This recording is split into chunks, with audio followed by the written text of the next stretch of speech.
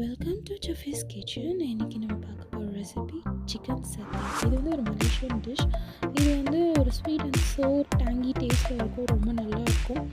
And first இதுக்கு தேவையானது வந்து ஒரு மசாலா மிக்ஸ். அது வந்து ஒரு sweet and spicy masala mix. அது தேவையானது லெமன் கிராஸ்.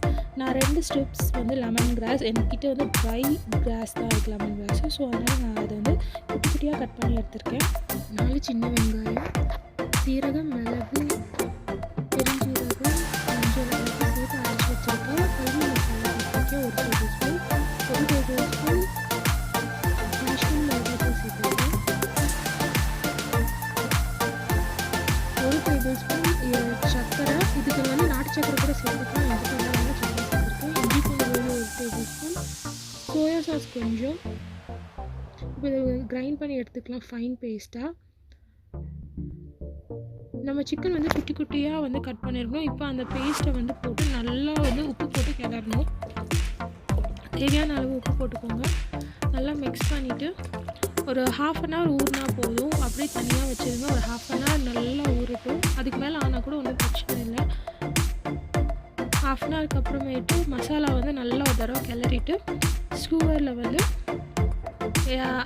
ஒரு 4 பீஸ் அந்த மாதிரி வந்து ஃப்ளாட்டாக வைக்கணும்.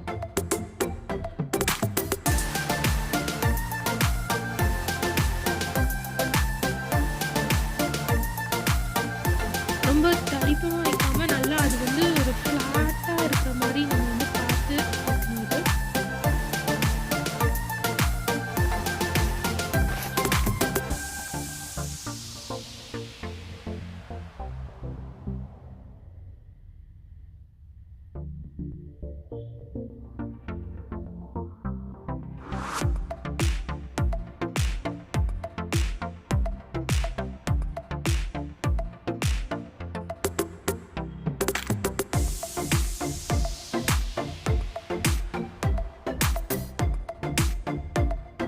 Electric grill pan. இது வந்து ரொம்ப ஆயில் அதிகமாக கன்சியூம் பண்ணாது, கரண்ட் அதிகமாக கன்சியூம் பண்ணாது, ரொம்ப சீக்கிரமாகவே ஆகிடும் அண்ட் ரொம்ப டேஸ்டியாகவும் இருக்கும். ஸோ இந்த கிரில்லில் தான் நான் இப்போ வந்து சட்டையை வந்து ஹாட் பண்ண போகிறேன். ஒரு ஒரு 10 to 10 மினிட்ஸ் அவ்வளோதான். அதுக்குள்ளே குக் ஆகிடும் இது.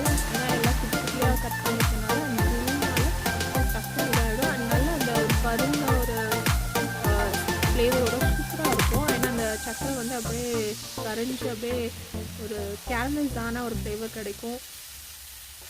ரொம்ப நல்லாயிருக்கும். கண்டிப்பாக ட்ரை பண்ணி பாருங்கள்.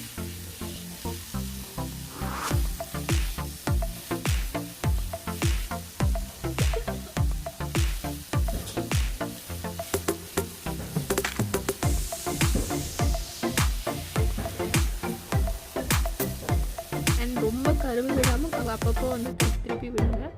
அண்ட் நம்மளோட ஒரு டேங்கியான ஒரு சதை ரெடி ஆகிடுச்சு. பிடிச்சிருந்தா லைக் பண்ணுங்கள், ஷேர் பண்ணுங்கள்.